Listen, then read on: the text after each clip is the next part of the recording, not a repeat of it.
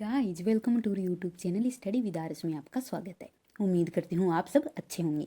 तो आज हम बात करने वाले हैं एक ऐसी शख्सियत के बारे में जिसने अपने रहते रहते बहुत सारे काम बिगाड़े हैं, यानी कि शी जिनपिंग के बारे में। और हाल ही में इसने भारत के जो अरुणाचल प्रदेश हैं उसके 30 जगहों के नाम बदलकर अपने हिसाब से रख दिए हैं। यानी कि शी जिनपिंग जो हैं वो आजीवन राष्ट्रपति बने रहेंगे, जैसे कि जो रूस के राष्ट्रपति व्लादिमीर पुतिन हैं, जब तक ये दोनों जिएंगे ना तब तक ही राष्ट्रपति पद पर बने रहेंगे। अब इसकी जो कुचरनी है, हम कह सकते हैं कि जो शी जिनपिंग की एक अकड़ है वो ये है कि ये हमेशा ही जितने भी इसके पड़ोसी रहे ना उनको हमेशा सताने में लगा रहता है।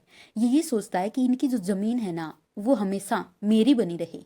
मतलब इसकी एक तरह से कह सकते हैं कि जिस तरह से हड़प नीति नहीं होती थी अंग्रेजों के वक्त में, उसी तरह से आज चाइना क्या है, एक तरह से विकसित अर्थव्यवस्था होने के साथ अपनी जो अर्थव्यवस्था है उसका प्रभाव जो बेचारे कमजोर गरीब देश हैं उन पर अपनी धाक जमाता है।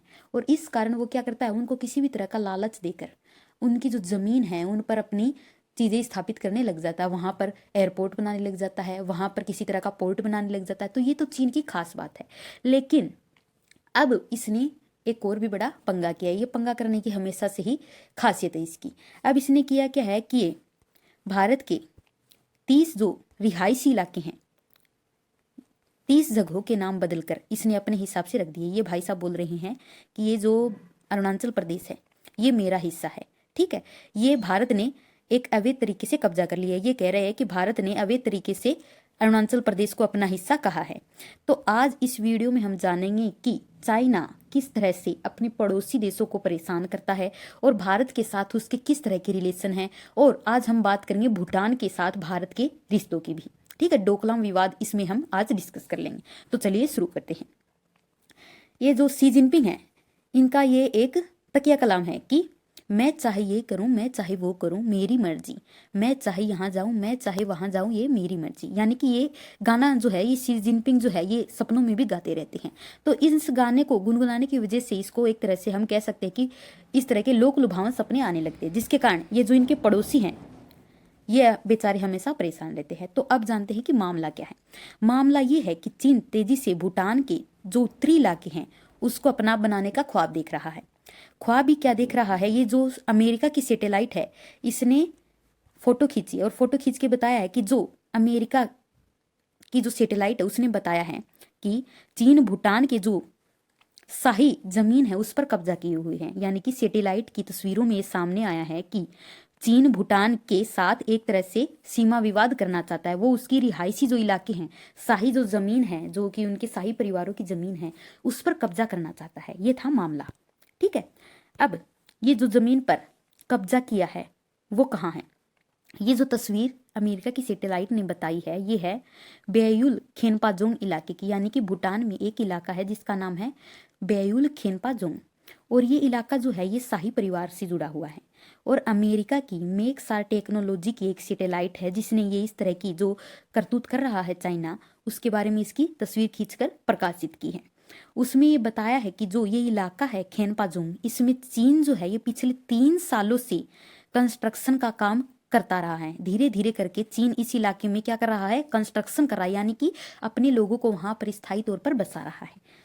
ठीक है, अब चीन ने यहाँ शाही परिवार से जुड़ी जमीन है इनकी इमारतों और सड़कों को तैयार करना शुरू कर दिया। यानी कि वहां पर एक तरह से अच्छा खासा गांव बसाने की तैयारी जो है वो पूरी प्लानिंग शी जिनपिंग कर चुकी हैं।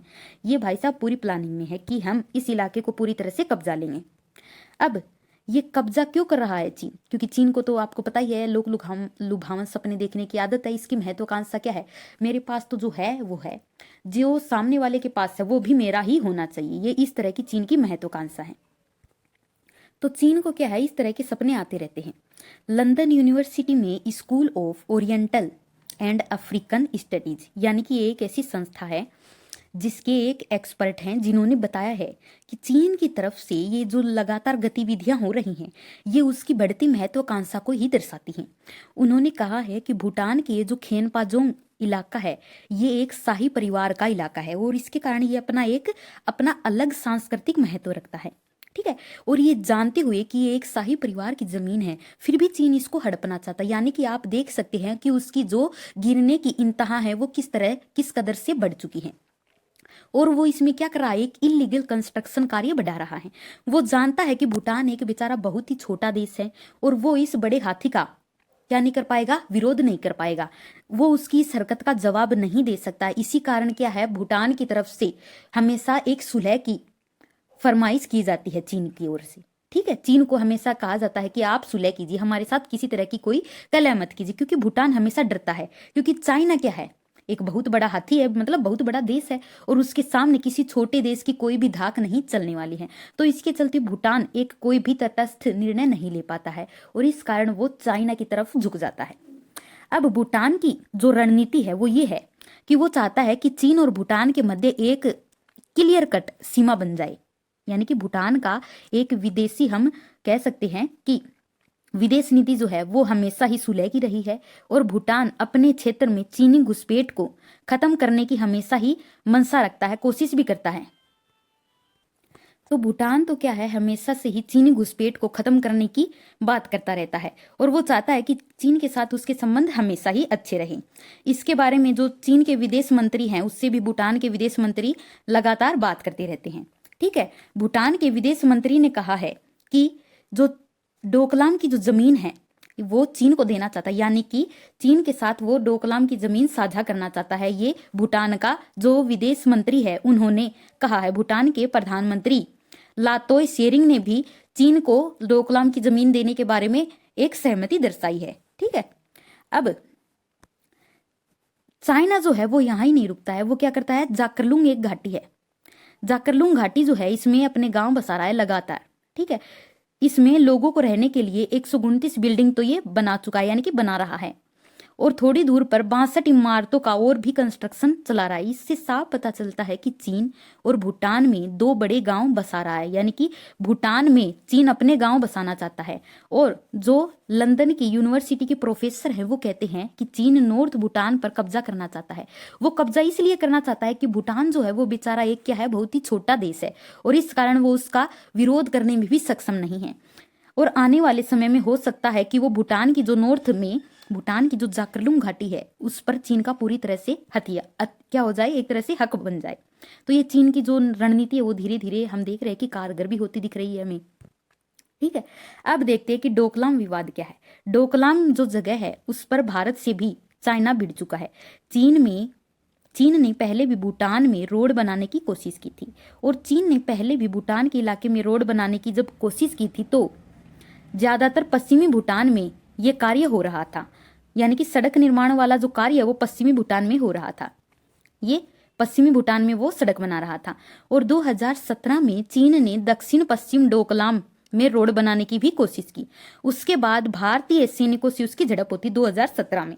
दरअसल डोकलाम जो है ये भारत, चीन और तीनों देशों की सीमाओं से लगने वाला एक एरिया है जिससे तीनों देशों की सीमाएं लगती, यानी कि एक तरह से कह सकते हैं कि त्रिकुट जगह है, इस तरह की जगह जहां पर चाइना, इंडिया और भूटान तीनों की सीमा लगती है। ठीक है, ये देखिए, ये है डोकलाम, ये है डोकलाम, ये है भूटान, और भारत का जो सिक्किम राज्य है उसकी सीमा डोकलाम से लगती है, और यहाँ से तिब्बत की सीमा लगती है, उधर से लगती है भूटान की। तो ये तीनों के बीच में एक तरह से हम कह सकते हैं कि त्रिकुट संघर्ष का हिस्सा है। और इसमें जो सबसे ज्यादा संघर्ष में भाग लेने आने वाला जो व्यक्ति है वो है चाइना, क्योंकि उसी को हड़पने की हमेशा ख्वाहिश रहती है। ये विवाद जो है डोकलाम विवाद, ये भारत की सेना के साथ 2017 में हुआ था, जो कि 73 दिन तक चलता रहा था। ठीक है, अब भारत और भूटान के रिश्तों पर एक नजर डाल लेते हैं। भारत और भूटान के रिश्ते शॉर्ट में मैं बताऊं तो एक तरह से बहुत ही अच्छे रिश्ते हैं। ठीक है, और भूटान जो है वो भारत का सबसे बड़ा सहयोगी रहा है। भारत ऐतिहासिक तौर पर भूटान का हमेशा एक अच्छा दोस्त रहा है, और हालांकि भारत ने कभी भी उसकी जो पॉलिसी है, फॉरेन पॉलिसी, उसमें किसी तरह की कोई दखल नहीं दी है। उसको स्वतंत्र रखा है कि आप अपने जो विदेशी संबंध है इसमें किस तरह के फैसले लेंगे, आप इसमें मतलब क्या है, एक तरह से स्वतंत्र हैं। और 8 लाख की आबादी भूटान की है और इसकी नीति क्या है, गुटनिरपेक्ष है। इसके कारण ही ये ना तो अमेरिका के साथ जाता है, ना चीन, ब्रिटेन, फ्रांस और रूस के साथ इसके कोई भी किसी तरह के राजनयिक संबंध नहीं है, यानी कि ये एक गुटनिरपेक्ष देश है। और 1949 में भारत और भूटान में विदेश नीति, व्यापार और सुरक्षा को लेकर एक एग्रीमेंट हुआ था और 2007 में विदेश नीति का ये प्रावधान हटा दिया गया था और भारत अब भूटान का सबसे बड़ा राजनयिक और आर्थिक साथी है। नेक्स्ट है, भारत जो है भूटान में हमेशा ही उसकी इंफ्रास्ट्रक्चर को डेवलप करने के लिए इन्वेस्टमेंट करता रहता है। जब भूटान ने 1960 के दशक में अपना आर्थिक विकास करने के लिए पहली पंचवर्षीय योजना शुरू की थी, तो उस समय उस पंचवर्षीय योजना की जो फंडिंग थी वो सारी भारत ने ही की थी। और इसी तरह 2021 में भी भारत सरकार ने भूटान के साथ जो द्विपक्षीय व्यापार है इसको बढ़ाने के लिए 7 नए ट्रेड रूट खोले थे, यानी कि भारत और भूटान के जो द्विपक्षीय व्यापार हैं वो बहुत ही अच्छे चल रहे हैं।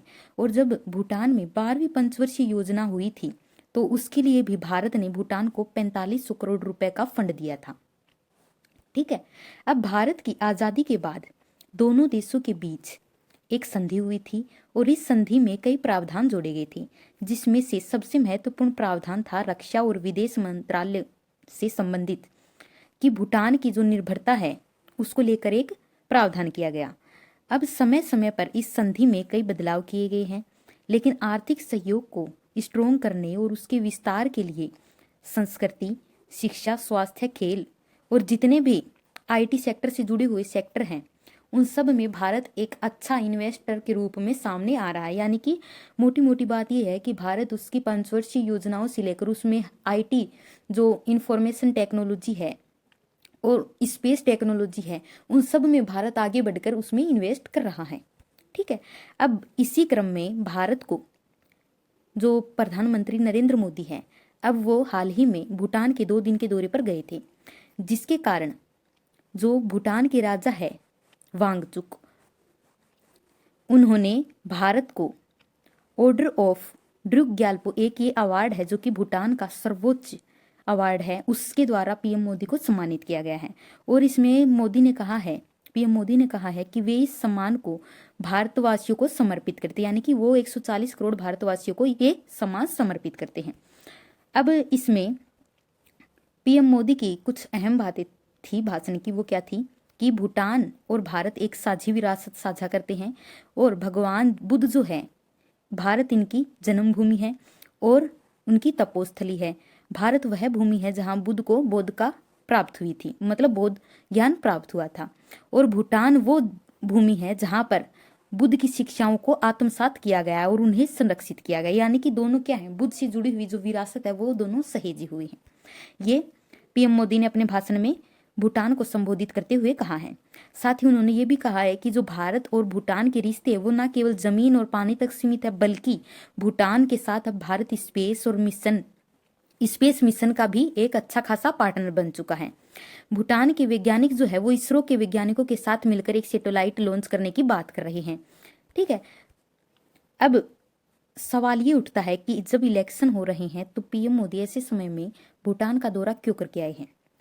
तो इस पर इसका पहला पॉइंट ये है कि भूटान के दौरे की एक अहम वजह जो है वो है चीन, क्योंकि चीन जो है वो लगातार भूटान के जो शाही इलाके है उसको कब्जे में कर रहा है, जिस कारण क्या है भूटान एक तरह से दबाव में आ रहा है। तो भारत चीन का भूटान पर प्रभाव ना पड़े इस वजह से वो इस समय में भूटान की यात्रा करके आए हैं। ठीक है, और जो भूटान है वो डोकलाम को केवल एक देश का विवाद नहीं बताता है, वो 3 देशों का विवाद बताता है। ठीक है, भारत, भूटान और चीन। अब भूटान और चीन के बीच में कौन कौन से ऐसे विवाद जिनको लेकर दोनों में विवाद है। भूटान जो है इसकी सीमा चीन के साथ 600 किलोमीटर तक लगती है और इसके 2 सबसे ज्यादा विवादित कारण है। पहला है 269 वर्ग किलोमीटर क्षेत्रफल जो है वो डोकलाम का इलाका है, यानी कि पहला मुद्दा है डोकलाम का। ठीक है, दूसरा है जकारलुंग घाटी जो कि 495 वर्ग किलोमीटर का एरिया है जो कि उत्तरी भूटान में है। साथ ही पासमलुंग घाटी, ये 2 घाटियां हैं जकारलुंग और पासमलुंग, जो कि मतलब चीन के साथ विवादित हैं। सबसे गंभीर मामला जो है चीन के साथ वो है डोकलाम विवाद, जहां पर त्रिकुट संघर्ष चलता है चीन, भारत और भूटान का, क्योंकि इसके साथ तीनों देशों की सीमाएं लगती हैं।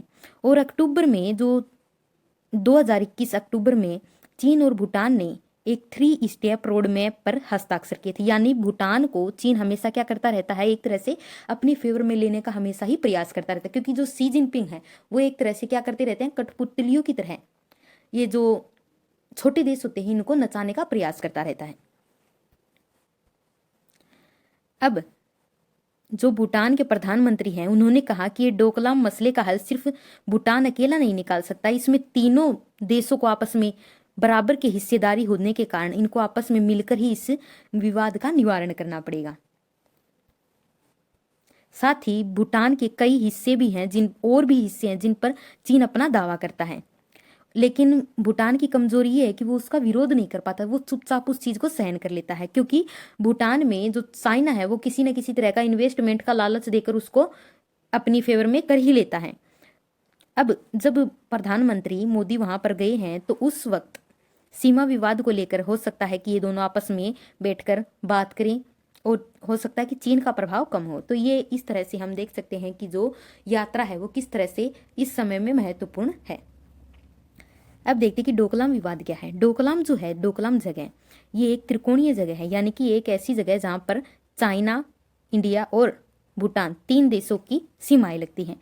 इसे ट्राई जंक्शन एरिया के नाम से जाना जाता है और यहाँ से भारत का सिक्किम राज्य लगता है। ये जो सिक्किम राज्य है इसकी सीमा डोकलाम से लगती है, ठीक है।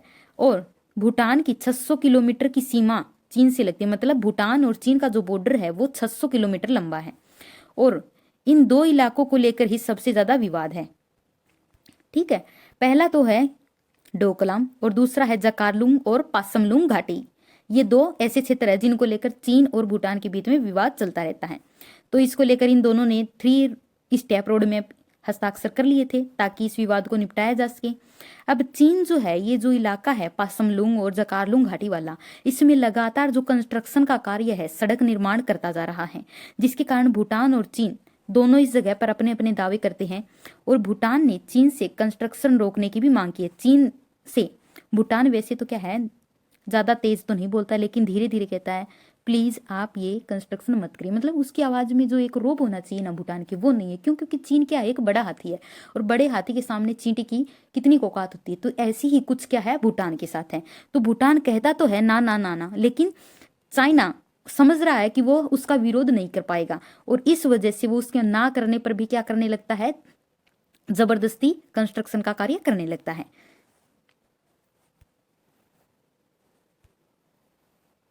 अब देखते हैं कि चीन सीमा विवाद के चलते भारत के लिए क्या इंपॉर्टेंस है भूटान की।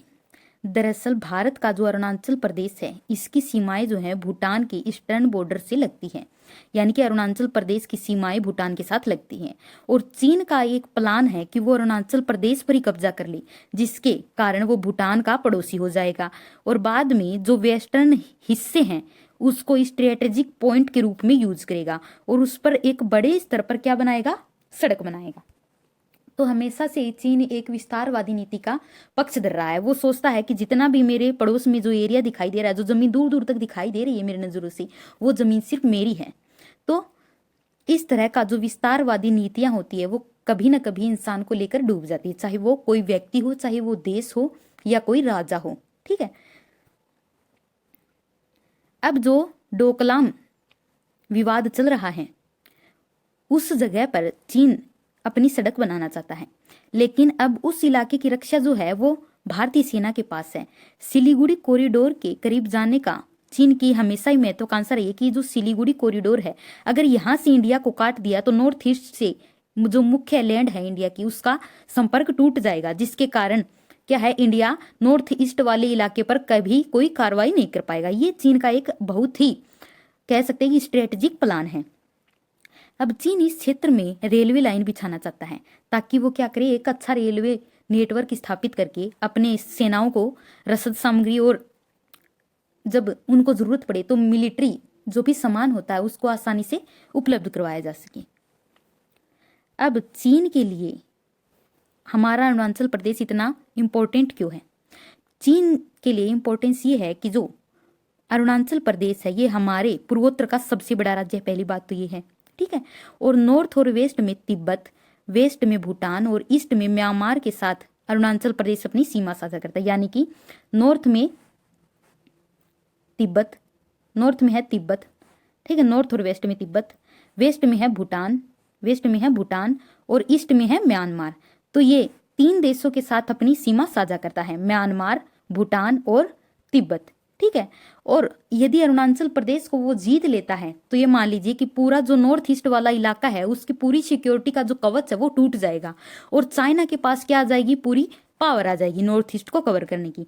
तो इस कारण वो पागल आदमी क्या करता रहता है कि जो अरुणाचल प्रदेश की जो जगह है उनके नाम बदलना चाहता है, वो हमेशा इस तरह से करता रहता है। अब 2023 में बदले थे पिछले साल, अब 2024 में बदल दिए हैं, 2021 में भी इसी तरह। तो उसकी क्या है, एक तरह से हमेशा वो इस तरह की बातें करता रहता है, उठपटांग बातें। क्यों? क्योंकि वो चाहता है कि जो अरुणाचल प्रदेश वाला इलाका है, यदि वो दुनिया के सामने इन इलाकों का नाम रखेगा तो हो सकता है कि आने वाले समय में वो इन सभी चीजों पर यदि अपना अधिकार दिखाता है, ये जितनी भी जगह, इन जगहों पर यदि वो अपना अधिकार दिखाता है तो हो सकता है कि आने वाले समय में इन जगहों का नाम चीन के नाम हो जाए। इस तरह की जो सोच है वो है चाइना की। लेकिन यदि भारत सरकार एक अच्छा कदम उठाती है तो शायद चीन के मंसूबे नाकाम हो सकते हैं। ये देखिए, जो भारत का चीन के साथ जो इलाका है वो 3 सेक्टर में बांटा गया है। पहला है पश्चिमी सेक्टर, यानी कि ये अक्साई चीन वाला इलाका जिस पर चीन ने कब्जा कर लिया है, ठीक है। और ये है सियाचिन ग्लेशियर वाला जो कि पीओके के अंडर आता है, जो ये बदमाश पाकिस्तान है इसने चाइना को ये किराए पर दे दिया है, ठीक है। अब आता है ये वाला हिस्सा, पश्चिमी सेक्टर में आते हैं अक्साई चीन। अब आता है मध्य सेक्टर, मध्य सेक्टर LAC जो है इसमें आता है हिमाचल प्रदेश और उत्तराखंड, ठीक है। अब इधर आता है पूर्वी सेक्टर, पूर्वी सेक्टर वाली जो LAC है इसमें आता है हमारा सिक्किम डोकलाम के सहारे, ठीक है। और आता है एक नॉर्थ ईस्ट में अरुणाचल प्रदेश। तो ये है इसकी पूरी कहानी कि जो चाइना है उसकी LAC को हमने 3 भागों में बांट दिया है, पश्चिमी, मध्य और पूर्वी, ठीक है। पश्चिम में आता है अक्साई चीन, यानी कि लद्दाख वाला जो एरिया चीन ने युद्ध के दौरान कब्जा कर लिया था। बीच में आता है मध्य सेक्टर जिसमें हिमाचल प्रदेश, उत्तराखंड। इधर आता है पूर्वी में जिसमें सिक्किम और अरुणाचल प्रदेश।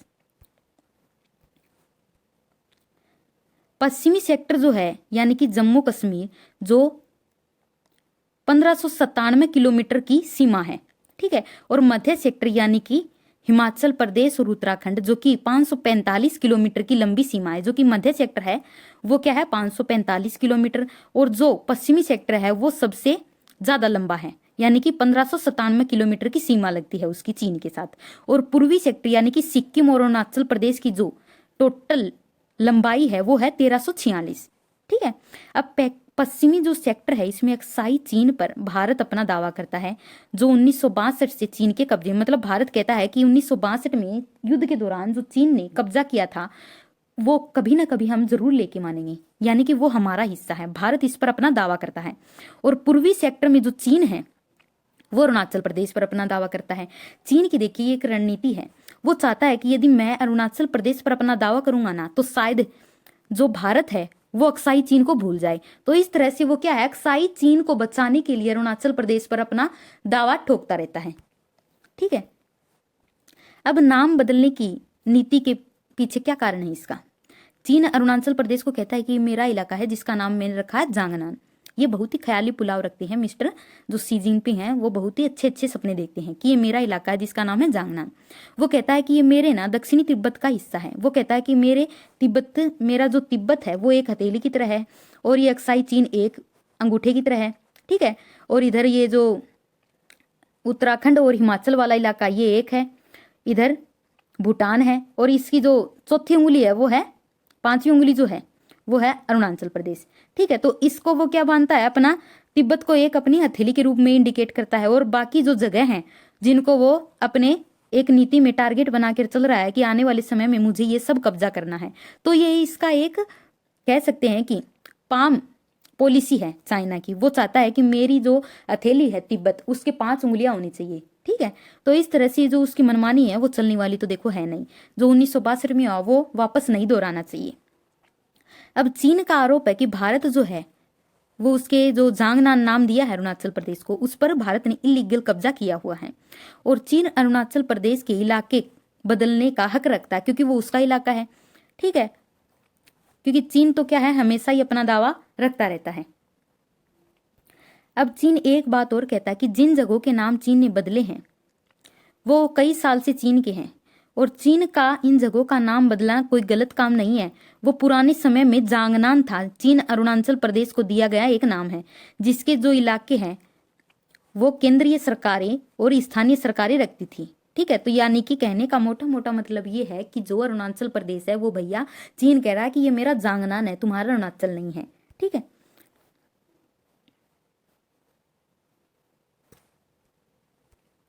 अब बात यह आती कि क्या चीन ने जो कहा है कि ये मेरे जो इलाके नाम रखे हैं क्या वो सच में बदल जाएंगे?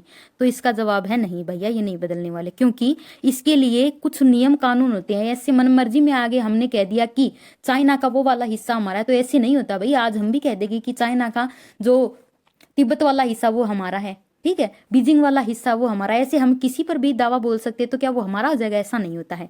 इसके लिए क्या है, हमें यदि अपना हिस्सा घोषित करना है तो उसको UN global geography information management, ये की यूएन की एक संस्था है जो कि जितनी भी जगह होती है उनका यदि नाम परिवर्तित किया जाता है तो उससे पहले उस संस्था को एक जानकारी देनी पड़ती है जो कि वर्ल्ड लेवल पर बनाई गई है। दुनिया में यदि कहीं भी कोई भी देश यदि किसी जगह का नाम बदलता है तो बाकायदा उसमें रिकॉर्ड दर्ज करवाना पड़ता है, और जब वो रिकॉर्ड दर्ज होता है तो वहां उस संस्था के जो लोग हैं वो उस जगह पर आकर स्थानीय लोगों से बातचीत करते हैं और पूछते हैं क्या आप इस फैसले से खुश हैं, राजी हैं। यदि वो स्थानीय लोग यदि उस फैसले के बारे में कुछ पॉजिटिव रिस्पॉन्स देते हैं तो वो जो संस्था वाले जो कुछ व्यक्ति आते हैं, महत्वपूर्ण व्यक्ति, वो उसके बारे में कुछ जानकारी नोट करते हैं। बाद में जाके कहीं जाके उस जगह का नाम परिवर्तित किया जाता है। तो लंबा चौड़ा जो अभी हमने देखा, इतना जो इसने खेल रचा है चाइना ने, तो उसको ग्लोबल लेवल पर भी एक तरह से तनाव का सामना करना पड़ेगा। तो स्थानीय लोगों से बातचीत करने के बाद ही उस नाम को मंजूरी दी जाती है और बाद में ही इसे रिकॉर्ड में दर्ज किया जाता है। ऐसे कोई भी नाम नहीं बदल सकता है, तो हमें टेंशन लेने की कोई बात नहीं है। ये हमने देख ही लिया है। अब चीन जो है वो कहता है कि ठीक है, हम दोनों आपस में सीमा विवाद को लेकर लड़ रहे हैं। चीन जो है वो कह रहा है कि ठीक है, हम दोनों आपस में लड़ रहे हैं, लेकिन इसका जो असर है वो हमारे द्विपक्षीय व्यापार समझौते पर नहीं पड़ना चाहिए। मतलब वो कह रहा है कि जो हमारी सीमा विवाद है वो हमारे जो बिजनेस है उस पर इसका कोई इम्पैक्ट नहीं पड़ना चाहिए। चीन ने कहा है कि इन सीमा विवादों का असर दोनों देशों के बायलैटरल रिलेशन पर नहीं पड़ेगा। हम एक दूसरे को भरोसा देने की जरूरत है कि हम एक दूसरे के साथ बिजनेस में कोई धोखा नहीं करेंगे, जिसके कारण जो हमारे आपसी रिश्ते हैं वो मजबूत होंगे। यानी कि सीमा विवाद को एक तरफ रख के आप हमसे व्यापार कीजिए, सीमा विवाद की टेंशन ना कीजिए, सीमा विवाद को आप बिजनेस में मत अड़ाइए, ये चीन का कहना है, ठीक है। क्योंकि हम क्या है, चाइना के एक बहुत ही बड़े ट्रेड पार्टनर, हम ज्यादा से ज्यादा चीजें जो क्या है चाइना से मंगवाते, जो भी रॉ मटेरियल होता है, तो इस कारण चाइना नहीं चाहता कि उसका एक बड़ा जो कंज्यूमर है यानी कि एक मार्केट जो है वो तबाह हो। तो इस तरह वो चाहता है कि उसका एक हाथ से दो काम हो जाए, ठीक है। अब जो चाइना के मंत्री हैं उन्होंने कहा है कि जब पीएम मोदी अरुणाचल दौरे पर गए थे तो उन्होंने इसका विरोध किया था कि अरुणाचल प्रदेश में भारतीय पीएम किस तरह से दौरा क्यों नहीं कर सकते भाई, हमारा भारत का हिस्सा है, हम क्यों नहीं दौरा कर सकते। और चाइना क्यों विरोध चाहेगा भाई, हम जब वो हमारा हिस्सा है तो हम कहीं भी जा सकते हैं। तो हमारा जो स्टैंड था उस वक्त हमारा स्टैंड ये था, विदेश मंत्रालय की ओर से जो हमारे प्रवक्ता थे उन्होंने कहा कि हम जो है कहीं किसी भी जगह का, भारत के किसी भी हिस्से का दौरा कर सकते हैं, ठीक है। और ऐसा दौरा जो है वो विकास और योजनाओं का विरोध करने के लिए नहीं किया जाता है।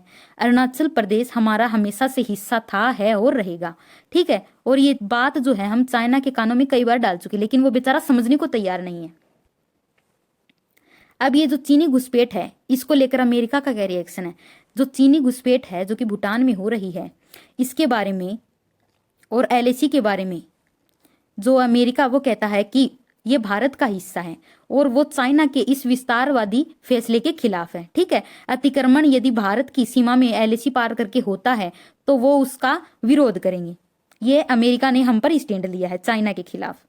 ठीक है, अमेरिका ने यह भी कहा कि अरुणाचल प्रदेश पर भारत का हमेशा ही अधिकार रहा है और अमेरिकी विदेश मंत्रालय के द्वारा कहा गया है कि अरुणाचल प्रदेश भारत का हिस्सा है, था और रहेगा, और वो वास्तविक नियंत्रण रेखा के पार चीन के किसी भी इलाके पर दावे का विरोध करते। यानी कि यदि चाइना जो ये एलएसी पार करके, लाइन ऑफ एक्चुअल कंट्रोल, जो कि चाइना के साथ हमारी सीमा है उसे एलएसी कहते हैं, और जो पाकिस्तान के साथ हमारी सीमा है उसे कहते हैं एलओसी, लाइन ऑफ कंट्रोल। ठीक है, तो यदि चाइना हमारे साथ एलएसी क्रॉस करता है तो अमेरिका भी उस जो हिस्से का विरोध करेगा।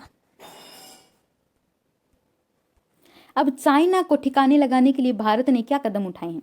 चाइना को ठिकाने लगाने के लिए भारत ने अरुणाचल प्रदेश का एक बड़े ही स्तर विकास करना शुरू किया गया है।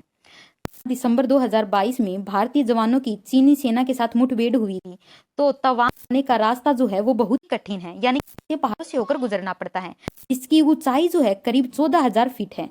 ठीक है, दिसंबर 2022 की बात है, और वहां पर टेम्परेचर जो है वो है -20 डिग्री, जिसके कारण वहां पर लोगों को जाने में कठिनाई होती है। सेना आसानी से नहीं जा सकती है, लगातार बर्फबारी रहती है, जिसके कारण रास्ता जो है वो लगातार बंद रहता है। इसके समाधान के लिए भारत ने बनाई है 13,000 फीट की ऊंचाई पर सेला टनल का निर्माण, जो कि अरुणाचल प्रदेश की राजधानी ईटानगर से तवांग जाने का रास्ता बनाया गया है। ये सेला टनल जो है ये तवांग शहर से एलएसी की दूरी करीब 25 किलोमीटर रह जाएगी। यानी कि सेला टनल बनने से जो तवांग है उससे एलएसी की दूरी केवल 25 किलोमीटर रह जाएगी, यानी कि हम एलएसी से काफी करीब रह जाएंगे, और इसके कारण जो सेना है वो बॉर्डर पर आसानी से कुछ ही मिनटों में पहुंच जाएगी। ये देखिए, ये है सेला टनल, ये है सेला टनल। सेला टनल जो है ये बालीपारा मार्ग का ही हिस्सा है। ठीक है, ये सेला टनल। अब ये का जो एक कह सकते हैं मार्ग है वो अब कम हो गया है, यानी कि 25 किलोमीटर की सीमा रह गई है अब तवांग तक। सेला टनल के बारे में जान लेते कि सेला टनल जो है ये केवल अभी बनकर तैयार नहीं हुआ, इसको बनाने में 5 साल लगे हैं। ठीक है, और इसको बनाने का काम जो है वो किया गया है बीआरओ, यानी कि जो सेना का बीआरओ है उसके द्वारा इसको किया गया है, बॉर्डर रोड ऑर्गेनाइजेशन। बीआरओ का पूरा नाम है बॉर्डर रोड ऑर्गेनाइजेशन, और जो बीआरओ है ये 2019 से यहाँ पर कंस्ट्रक्शन का कार्य कर रही है। अब इसका फायदा क्या होगा कि पहले क्या था, 448 किलोमीटर की दूरी तय करने के लिए 12 घंटे से ज्यादा सेना को समय लगाना पड़ता था, यानी कि तवांग जाना पड़ता था तो 12 घंटे का समय लगता था। ठीक है, आजादी के 76 साल होने के बाद भी बर्फबारी से ईटानगर से तवांग जाने का रास्ता जो है वो पूरी तरह से कई महीनों तक बंद रहता था, यानी कि करीब 7 महीने तक जो तवांग का रास्ता है वो ब्लॉक हो जाता था बर्फ के कारण। तो अब इसका समाधान जो है वो भारतीय सेना ने निकाल लिया है। वो समाधान क्या है? सेला टनल। अब देखते कि सेला टनल जो है वो हमारे लिए इतनी रणनीतिक रूप से महत्वपूर्ण क्यों है। तो इसके बारे में जो डिफेंस एक्सपर्ट हैं वो कहते हैं कि सेला टनल जो है ये चाइना के पास बनी हुई है, इसके कारण जो चीनी इलाका है वो एलएसी से हमें साफ नजर आता है। ठीक है, और 1962 में जब चीनी सेना भारत में घुसी थी तो वो इसी सेला पास से घुसकर तवांग तक आई थी। इतना ही नहीं, तवांग सेक्टर में 9 दिसंबर 2022 को वापस से चीन और भारत के सैनिकों के बीच में झड़प हुई थी, और ये सेना इसी इलाके में हुई थी, सेला टनल वाले इलाके में हुई थी। तो टनल बन जाने से भारतीय सेना और आम लोगों को एलएसी के इलाकों तक एक सुरक्षित तरीके से पहुंचाया जा सकता है, और उसका जो ट्रांसपोर्ट की जो कॉस्ट होती है वो भी सेना की घट जाएगी। ठीक है, और ये सेला पास जो है टनल जो बनाई गई है ये बलीपारा चरीदार तवांग रोड का ही भाग है, यानी कि ये जो पहले से रोड बनाई हुई थी उसी मार्ग का एक भाग है। इसमें साथ ही क्या किया गया है, इसमें आर्ट की गई है लाइटिंग सिस्टम के साथ, वेंटिलेशन सिस्टम है, मतलब इसको एक बेहतर टेक्नोलॉजी के साथ ही इस टनल को बनाया गया है। ठीक है, फायर फाइटिंग सिस्टम भी इसमें लगाए गए हैं। अब इसका फायदा क्या होगा, देखिए भविष्य में 1962 जैसी दशा वापस से क्रिएट ना हो, ताकि जो चाइना है वो हमें घर में घुसकर मार ना सके। इसके लिए हमें सेला टनल को बनाना बहुत ही स्ट्रेटेजिकली बहुत ही ज्यादा इंपॉर्टेंट था। इसी कारण जो सरकार है उसने सेला टनल का निर्माण करवाया है, ताकि जरूरत पड़ने पर चाहे कोई भी मौसम हो सेना को हथियार और जो रसद सामग्री है वो आसानी से उपलब्ध हो सके। ठीक है, अब चीन की तरफ से बीते सालों में बहुत ही ज्यादा आक्रामकता देखने को मिल रही है। 2022 की शुरुआत में देखने को मिला कि केंद्र सरकार ने इंफ्रास्ट्रक्चर को मजबूत किया है और इसको मजबूत करने के लिए नॉर्थ ईस्ट में 1.6 लाख करोड़ रुपए का फंड देने का भी बात कही थी। और इसमें से अकेले अरुणाचल प्रदेश के हिस्से में 44,000 करोड़ रुपए आए थे। यानी कि नॉर्थ ईस्ट का वो भाग जो कि सीमाओं के साथ हमारा बहुत ही ज्यादा संवेदनशील है, उस पर सरकार ने बहुत ही अच्छा फोकस किया है। और ज्यादा प्रोजेक्ट जो है वो ज्यादातर चीन तिब्बत बॉर्डर यानी कि LAC पर ही चल रहे हैं, ताकि चीन की जो बढ़त है वो रोकी जा सके। तो ये था आज का हमारा लेक्चर, जो कि चीन की बढ़ती हुई महत्वाकांक्षाओं को लेकर था। उम्मीद करती हूँ आपको ये लेक्चर पसंद आया है, तो प्लीज इसे लाइक, शेयर और सब्सक्राइब करना ना भूलें। Thank you.